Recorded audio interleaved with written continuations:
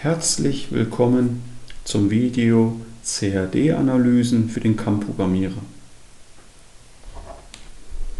Ich gehe daher gleich auf das Menü Analyse, um Ihnen hier die Analysen, die Befehle zu zeigen, wie zum Beispiel Krümmung oder eben Radienanalyse oder eben auch die Formschrägenanalyse, die optional im Split-Analyse-Modul enthalten wäre.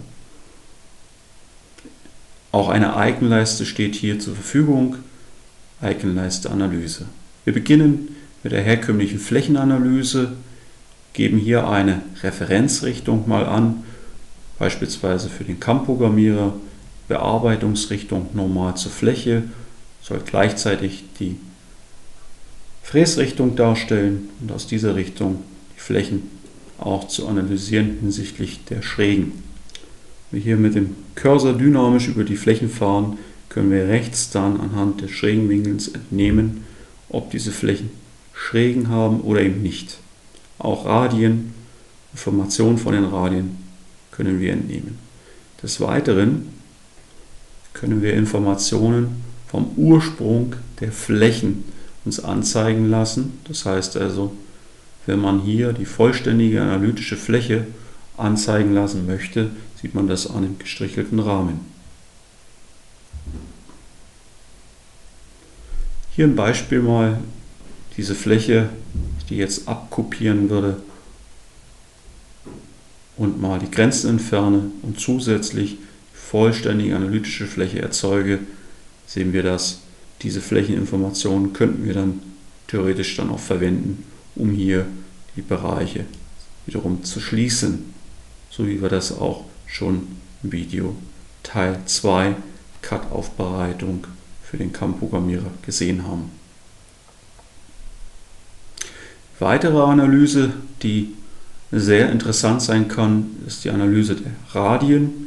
Hierbei gibt es einmal die Elementauswahl, das heißt, wir wählen den gesamten Einsatz an, wechseln auf den Reiter Radius, stellen den Bereich ein, Minimum. Das System würde mir den kleinsten Radius am Modell anzeigen. Auf der rechten Seite die Farben zu sehen, das heißt bereichsweise von bis, jeweils mit einer Farbe versehen. In dem Fall werden die Radien hier auch von den Bohrungen mit übernommen, das heißt also laufen gen Null aus. Ich werde also mal einen Schritt wieder zurückgehen, um hier die Bohrungen zu vermeiden. In der Analyse werde ich jetzt die Face-Auswahl verwenden. Hierbei werde ich jetzt tangentiale Flächen bis zu einem Winkelfehler von 20 Grad anwählen. In dem Fall durch die Mehrfachauswahl hier die obere Flächenhaut, die ich jetzt analysieren möchte. Das heißt also, von diesen gewählten Faces möchte ich die kleinste Verrundung anzeigen lassen. Das können wir hier auch sehen, den Wert am niedrigsten liegt etwa bei 0,4. Wir können die Farbe auch festlegen, die ja die Rundung einfärben soll. Das zwar die kleinsten.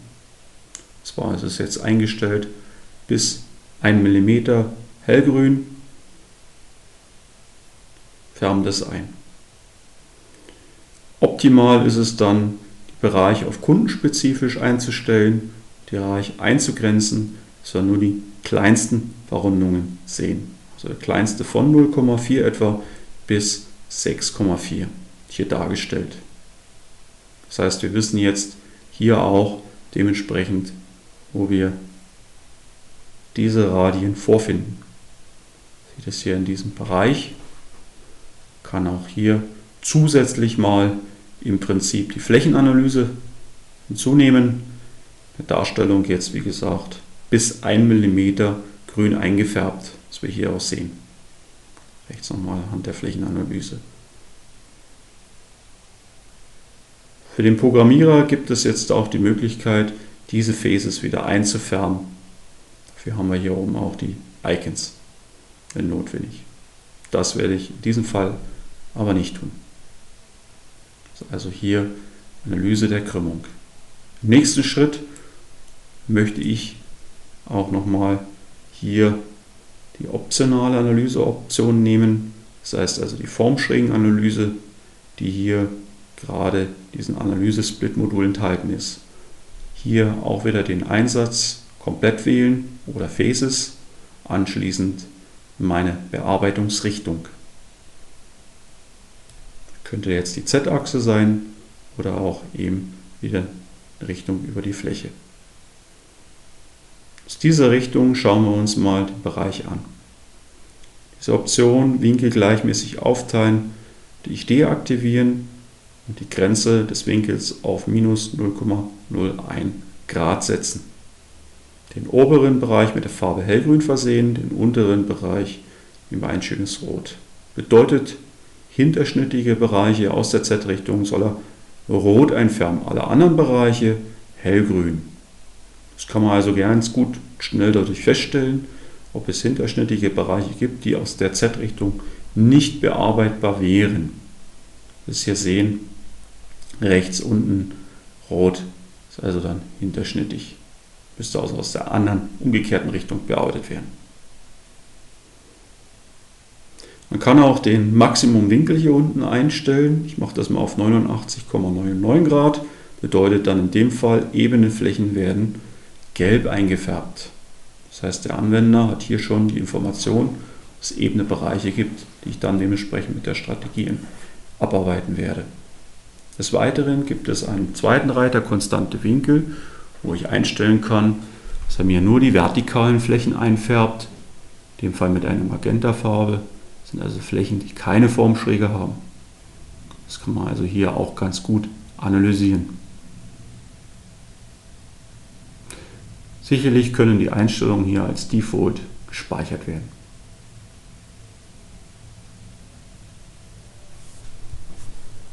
Genau. Als weitere Analyse möchte ich Ihnen diesen dynamischen Schnitt zeigen. Ich wähle das mal hier direkt aus dem Menü ab. Wir haben jetzt hier unten rechts im Fenster die Einstellungen, wo wir die Achse zum Beispiel wählen können. Wir können da den Schnitt dynamisch ziehen. Wir können natürlich auch einen Punkt picken. Ich möchte jetzt den Schnitt durch einen bestimmten Punkt durchlaufen lassen. Wie ihr sehen könnt, Vorschau. Wir können dann die Schnitttyp ändern auf leer.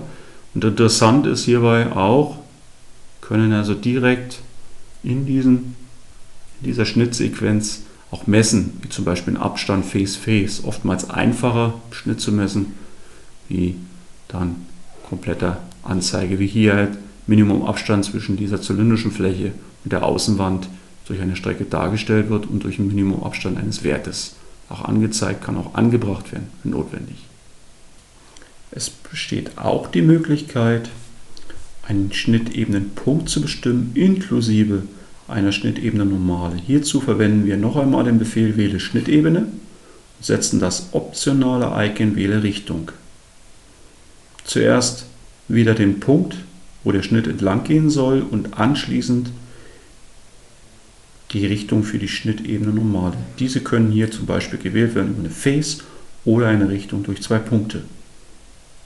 Ich nehme jetzt einfach hier mal die Schnittpunkte. Wir haben die Schnittebene Normale und erzeugen uns den Schnitt. Drahtgeometrieelemente können auch mitgeschnitten werden.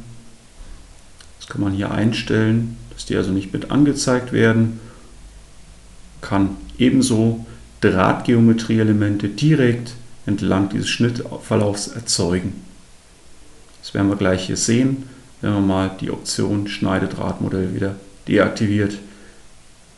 Diese Drahtgeometrieelemente könnten natürlich dann auch anschließend für die CAM-Programmierung genutzt werden, zum Beispiel als Führungskurve. Das war das Video CAD-Analysen für den CAM-Programmierer. Ich bedanke mich für Ihre Aufmerksamkeit.